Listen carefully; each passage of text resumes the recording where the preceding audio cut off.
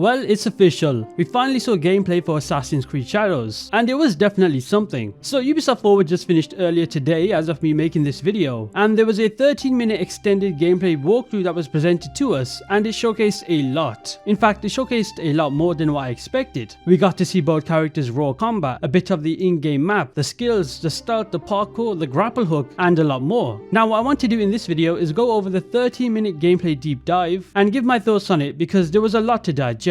Towards the end, I'll also go over what was shown the day before, which also contained a lot of information. Now real quick before I get into it, be sure to enter my Assassin's Creed Shadows giveaway if you have not by pressing the link in the description if you're interested. Anyway, without further ado, let's get right into it.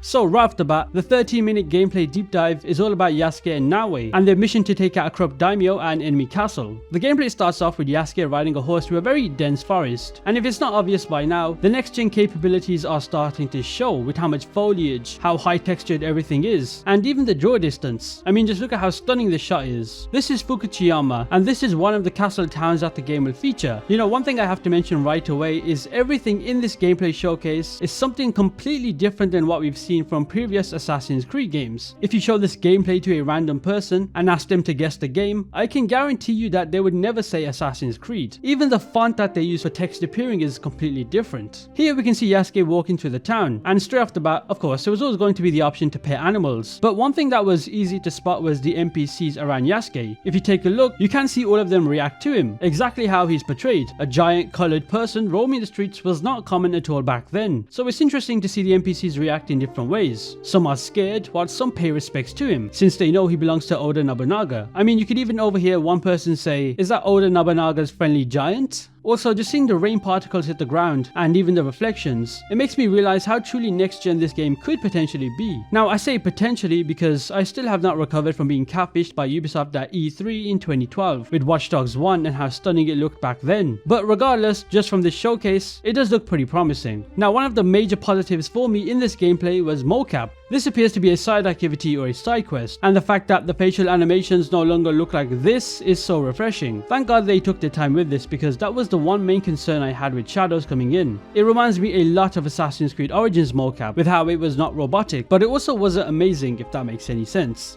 I do expect the story cutscenes in Shadows to be completely different compared to this though. Now here we get the first look at our UI and actual text on the screen, and to be honest, it's nothing special. It's your common Ubisoft Assassin's Creed formula of the main objective at the top and some hints below it. It is pretty cool to see these random encounters on the streets once more. It reminded me a lot of the first Assassin's Creed game, believe it or not. I do wonder if we're able to intervene and whatnot. I certainly hope so. Also, can we just take a look at the crowd density in the showcase? I really do hope it's not just tuned for this showcase, but it's so reminiscent of Unity's crowds. But to be honest, if Assassin's Creed Unity could pull off massive crowds, I'm sure a next generation game like this could also do it quite easily. Now here's where the gameplay showcase takes a shift in pacing. This zoom in effect to the target is so clean, and I'm kind of surprised Ubisoft even added something like this. To be honest, I'm surprised at a lot in this gameplay showcase. Even the text appearing once again. It's little things that tickle my fancy. And then it's time for combat. But before we take a look at that, let's analyze the UI because a lot has just appeared. Now straight off the bat, the bottom right is of course our skills that we can unlock. This is quite identical to Odyssey skills UI, so I didn't really expect any change there, to be honest. We'll go more into these skills soon when Yasuke uses them. Over here we can see the D-pad options, which seem quite straightforward. We got a healing consumable at the top, the kanabo on the right, which is the weapon he's wielding right now, the katana on the left, which shows us that we're able to use two weapons, once again just like Assassin's Creed Odyssey. And the bottom option, well, the bottom option is something I'm not sure about. I thought it was some kind of noise detection thing, but that doesn't make any sense for it to be a D-pad option. So if any of you watching this knows what it is, let me know. Now over here we can see our health bar, which is quite standard, and also an adrenaline meter that goes up to 3. But I would assume we'll be able to upgrade this, as 3 does seem a bit little, but that's just my guess. Anyway, let's take a look at actual combat now because it's completely innovative, I must say. First off, there's that use of dynamic props being a thing in the game, with how the fruits just fall all over the place. As I mentioned before, Yasuke here is wielding the kanabo, a weapon we knew was confirmed in the game, and it's definitely a tanky style of weapon, perfect for Yasuke Yasuke's style. Now here's something pretty cool. You're able to smash through the enemy's armor and it quite literally falls apart onto the floor. Now that's something we've never seen before in the franchise. So being able to cut down enemies piece by piece is going to be quite a cool feature in the game. Oh yeah, and of course, Yasuke's finishers are as brutal as I expected. Now here we can see a parry system being put into use, which instantly gave me Sekiro vibes. But of course this game will not be as difficult as Sekiro, but the visual side of it was definitely reminiscent. Now for this enemy, we can see he has a yellow bar above his health, which represents their armor, and once that is broken, landing hits and causing damage becomes much easier. Just going back to the adrenaline system, as you can see it's now at max, and the developers mentioned that once it's at max, you can use each square to attack enemies, but they worded it a bit weird.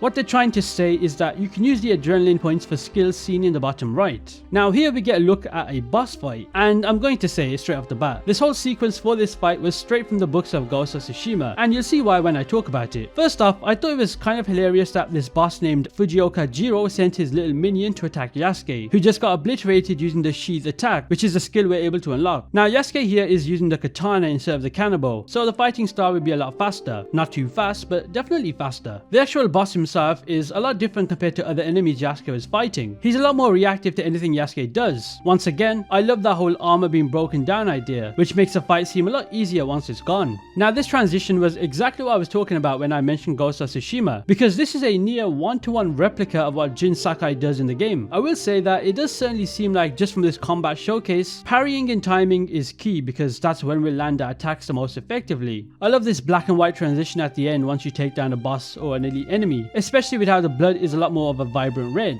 Oh yeah, and there's decapitation, but sadly I'm going to blur that as YouTube is a bit strict with gore. Now here we get introduced to Naoe, who does her best Michael Jordan leap to assassinate an enemy from above. The cutscene in this whole sequence honestly looks 10 out of 10. Once again, I'm just so glad it's not robotic like Odyssey, Valhalla and Mirage. So there is hope in that. Now here, Yasuke and Naoe are planning to assassinate Lord Hayashi. We also get a sneak peek of the in-game map, but it does seem like Ubisoft are trying to keep this a secret because this is quite literally all that they showed us in terms of the map. At the bottom left, we can see a scout feature, which Ubisoft described as a spy network which aids us in finding where or what our objective is. The idea is that you're able to send out spies to scout areas and also locate targets or quest objectives, but that's all with the map. There's not really much to go off. It does look like Mirage's map though, which I thought was cool, so I don't really mind that. Now here's the even cooler part for me. We get the option to choose between Yasuke and Naoe, who will take on the mission, which I'm all for. Also, I love the reasons for who you pick. Yasuke if you want to go all out fucking them up, or Naoe as she mentions it's getting dark and she won't get noticed. Now here the gameplay showcase shifts to Naoe's gameplay, so it's definitely 50-50 in terms of screen time, which I thought was pretty reasonable. Here we now see Naoe inside the Fukuchiyama castle where the target is located. Now right off the bat, take a look at this grapple hook assassination. I did not know we'd be able to assassinate while swinging, so that is such a cool feature to include. I just thought we'd be able to grapple to certain spots and that's it, but it does seem like there's a lot more to it.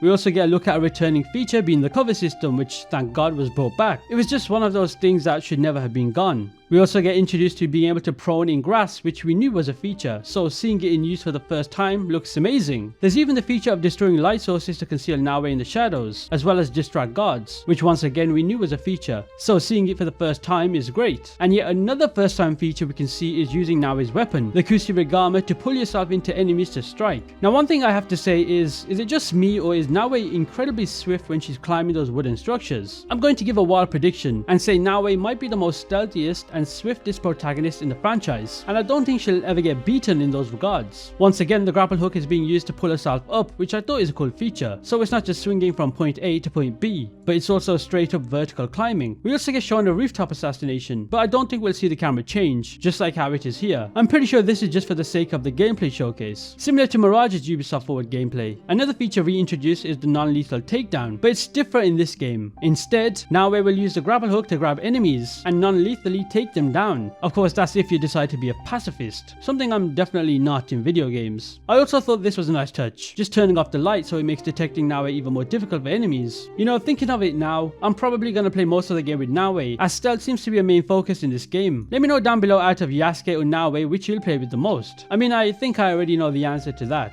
We also get introduced to assassinating through shoji doors, which we once again knew was a confirmed feature. So just like many in this showcase, it's really cool to see these in action for the first time. time. Although it did look a bit janky, I won't lie. I thought Naoe completely missed her target, but I guess not. Another cool feature introduced was being able to hide on the ceiling using your grapple hook, something that does seem quite handy, especially if you want to remain undetected. Now here we get that zoom in effect once more of who our target is, which I don't think I'll ever get bored of. Now let's pause it here. We get our first look at the different tools we can use with Naoe. First off, there's the obvious being the throwing knives, which by now are a staple of stealth. There's also shurikens, which we haven't seen gameplay of, so I don't know how that would work, especially since we have throwing knives. Although I would expect them to perform in a way where you can easily dispatch them at enemies, instead of aiming with your throwing knife like Yasuke is doing here. We also get introduced to smoke bombs, which once again are a staple of stealth. And last but not least, we get introduced to something I'm not sure about. It looks like a bomb of some sort, but the icon implies some sort of smoke or gas coming out of it. We'll just have to wait and see for more information regarding that. We also get shown swimming, which is normal, but then it changes to Naoe hiding underwater, which I thought was so cool, especially when she uses a pipe for air. So does that mean there's no lung capacity for shallow bodies of water just like this? I would assume so. And then there's the prone to assassination, which looks so badass, especially with how the screen goes black and white once again, with the blood being a lot more vibrant. And near the end we can see one of Naoe's skills being used, which I believe is this one, and it's kind of a Kusarigama spinning attack, which is AoE based, so that's cool. I do wonder how much we'll be able to upgrade these skills though, as that was something that was not mentioned yet. And then the gameplay showcase ends with Naoe escaping out of the castle in pure stealthy fashion, and that's pretty much it for the gameplay showcase. The rest is just other bits of random shots. So what do you guys think about this gameplay showcase? I for one loved it, and it showed us a lot of what we have not seen before in this franchise, and if you know me, you'd know I don't mind change, so I cannot wait for this game to be released. Now before I end this video, I want to go over the gameplay reveal trailer that was shown to us a day before Ubisoft Forward. Now please note that the rest of this video that you're about to see was recorded yesterday, so everything I said, I pretty much had no clue what was going on today at Ubisoft Forward. So yeah, I'm just gonna play that now.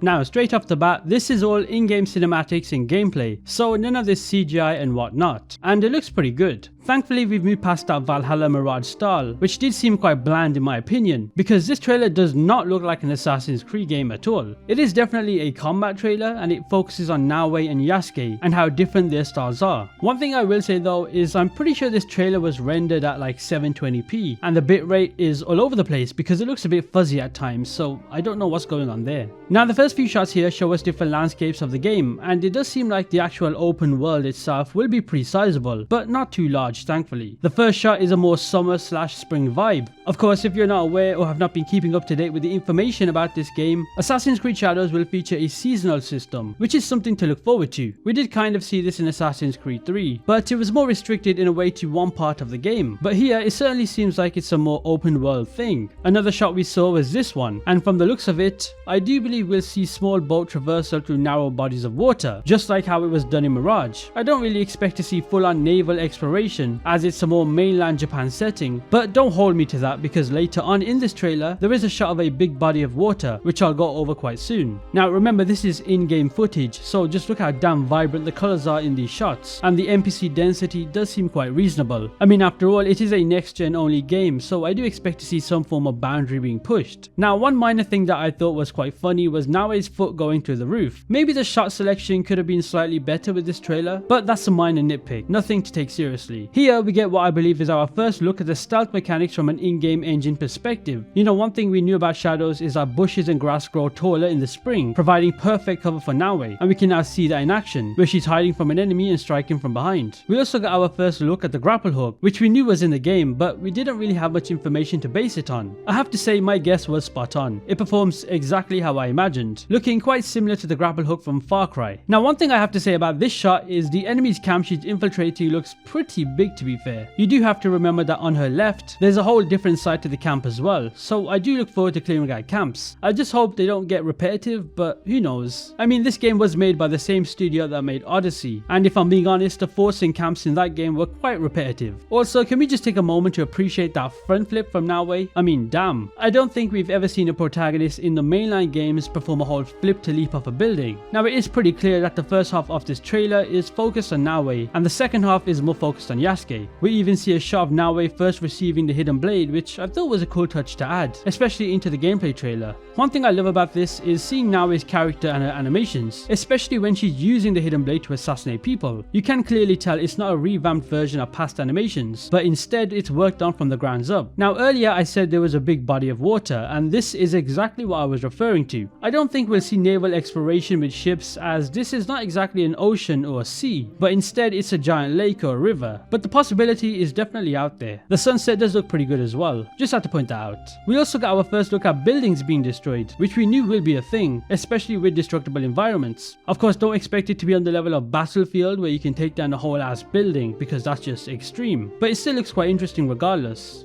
And then the trailer switches to Yasuke's half, and oh boy, is it a completely different change of pace. Instead of stealth, we're presented with straight up combat. We do see some destructible environments once again being showcased. Now if you remember the cinematic trailer when Yasuke is fighting all of those people, the developers said themselves that the combat shown in that cinematic trailer is what's replicated from the actual game. Now going back to the gameplay trailer, the same moves can be shown when Yasuke is obliterating his enemies one by one, and it looks so good. We also see a war cry, which I believe would scare enemies. It was a bit of a strange thing to see, but I'm all for it. After all, it does fit Yasuke's character quite well. We also get a bit of backstory to Yasuke, which we don't know much about in both the game and in history. But I'm pretty sure this is Yasuke's samurai armor, and perhaps this scene could be him receiving it, which makes the most sense, considering we just saw Naoe get her hidden blade. Here we see Yasuke taking on somebody much bigger than him, which I didn't know would be possible. Maybe this is a mini-boss, kind of similar to, dare I say, Ghost of Tsushima, with how there's a camp leader in every Mongol camp. Maybe that's the same scenario that's going on here. We also kind of see gore, but not really. We do know that that is a thing in the game, so that's cool to see, but it's also annoying at the same time, especially if you're a content creator. You got to be careful not to get age restricted, especially when showing gore. We then get some cool shots of both Naoe and Yasuke. Now one thing I have to point out here is Yasuke painting. So since nobody knows much about Yasuke in real history, this leaves Ubisoft to fill in the blanks and create a story that's engaging. So maybe Yasuke in Assassin's Creed Shadows is a painter, which I guess works. I mean, nobody can say anything because his life is clouded in mystery. Oh, and this silhouette shot of Naoe and Yasuke looks quite good. Now here's my favorite part of this trailer. It's not this shot where Yasuke is kicking somebody into a destructible environment, but this bamboo shot of Naoe fighting. I mean, holy crap, it looks visually stunning. We can see her wielding the kusarigama, which we knew was a confirmed weapon in the game, but it's also the fact that you can slice through bamboo. This shot of her fighting in the jungle is exactly how I expect a next gen game to look like, so hopefully it's as good as what we're seeing here on the screen. We also get shown to us Naoe dashing a projectile at a lamp, which I'd assume is to distract guards, and also hide in the shadows because that's also a confirmed feature to be in the game, a feature we've never seen before in the series. And then the gameplay trailer ends with what I would assume is Assassin's Creed's version of the ghost mode from Ghost of Tsushima, which yes, I guess is a copied feature, but it looks badass, especially with how everything goes black and white, except for the enemy's blood spilling. So there you have it. That is the Ubisoft Forward gameplay showcase, as well as the gameplay reveal trailer. Let me know what your thoughts are in the comments below. Also, be sure to enter my giveaway for Assassin's Creed Shadows by clicking the link in the description if you have not. And with that said, I'll see you guys in the next one.